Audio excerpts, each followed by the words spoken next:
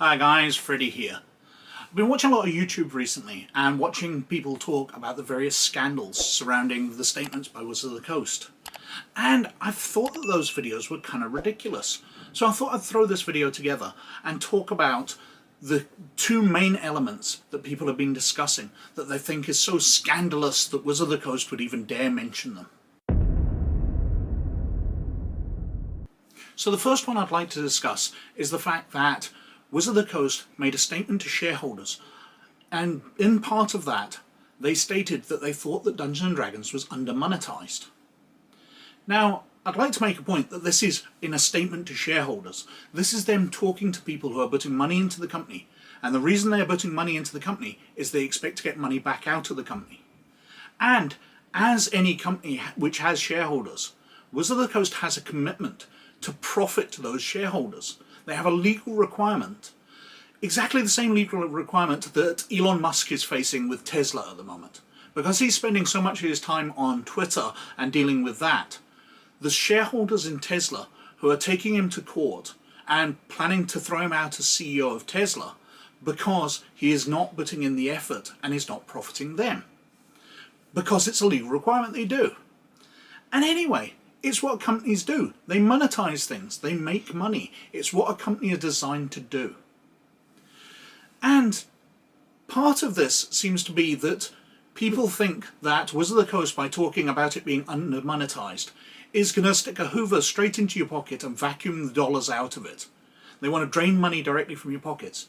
But they're a company that makes things. And how they make money is by making things that you want to buy. They're going to sell you stuff. And this is a bad thing, that a company is going to make you stuff you want to buy.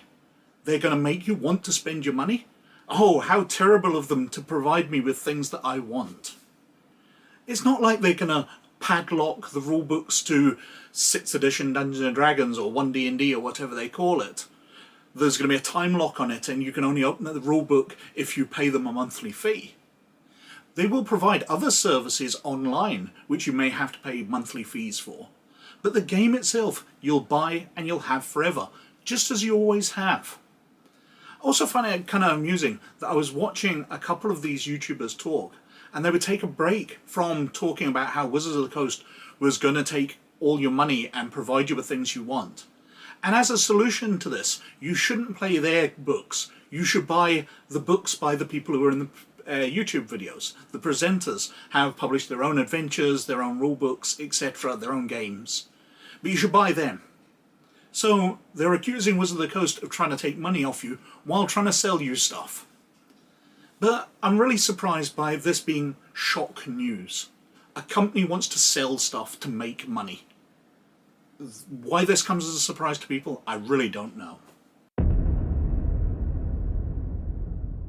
Now, the other big change was the changes they're making to the OGL, the Open Game License.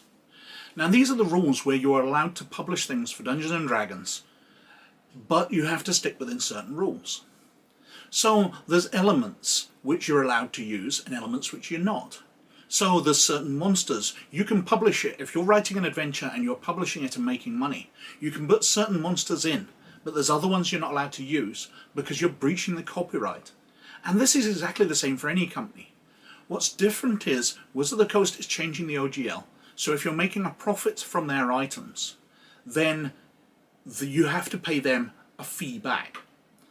But instead of it being like most deals, that if you want to publish a Star Wars video game, you will pay Disney a lot to use the Star Wars name, Dungeons & Dragons allows you to make your item, sell it, and then deal with them at the end by giving them a percentage. And this percentage is much more massive if you're making money. I believe they said it's $750,000. You'll have to come up with a special deal for them. But this is an exchange, because Wizards of the Coast markets Dungeons & Dragons.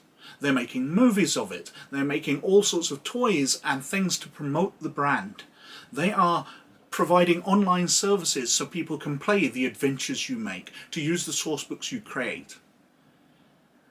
If you don't want to use those services and get the advantage of all this, then write your adventures for other games.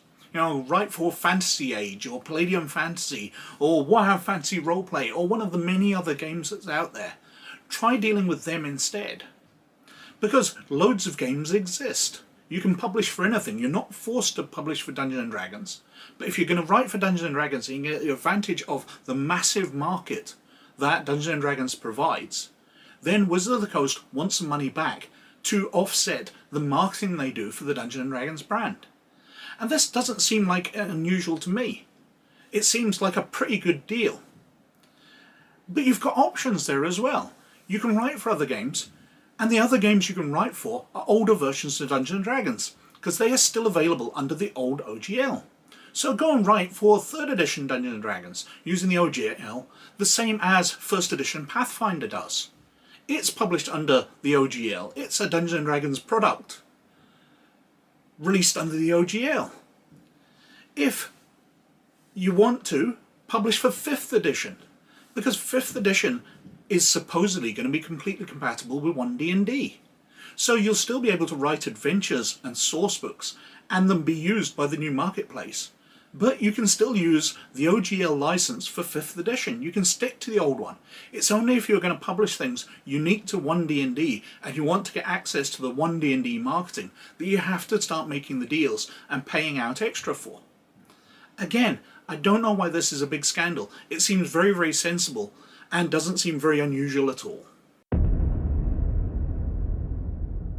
And there's a bunch of videos out there at the moment about how it's time to abandon Dungeons & Dragons, that you don't need Wizards of the Coast, you don't need Dungeons & Dragons anymore. And that's 100% true, because there are thousands of other games out there. I'm an advocate for other games. This is what my channel's mainly about, and look at the shelves behind me. We've got Werewolf, we've got the World of Darkness games, we've got Star Wars, we've got Shadowrun, we've got Rifts, we've got GURPS, we've got the old Star Wars games out there, the various versions of them. We've got games which didn't actually come out much more than the rule books. We've got Cyborg Commando, we've got Blood, and many, many others. And they're all worth a play. Well, maybe not Cyborg Commando, I don't think that's really worth a play. But they're fun games, a good time can be had. You have never needed all of them. But these are not the death of Dungeons & Dragons. The fact that they want to monetize the brand, the fact that they're changing the OGL, these are slight changes. And Dungeons & Dragons will continue to dominate the market. And that's not going to be any different. Now, the role-playing game market might be constricting at the moment. Dungeons & Dragons leapt into prominence and became absolutely massive during the pandemic when people were in lockdown. And role-playing games have piggybacked off Dungeons & Dragons on that and becoming a much bigger thing. But I believe as Dungeons & Dragons market constricts, because people have other options available to them now for ways to spend their money and ways to spend their time, I think the whole RPG market's going to. So, while we're in a golden age of Dungeons & Dragons at the moment, we should be making the most of this. We shouldn't be knocking the people who are doing the biggest part in promoting it. There's not a Pathfinder movie out there, there's not a Call of Cthulhu movie out there, although I wish there were.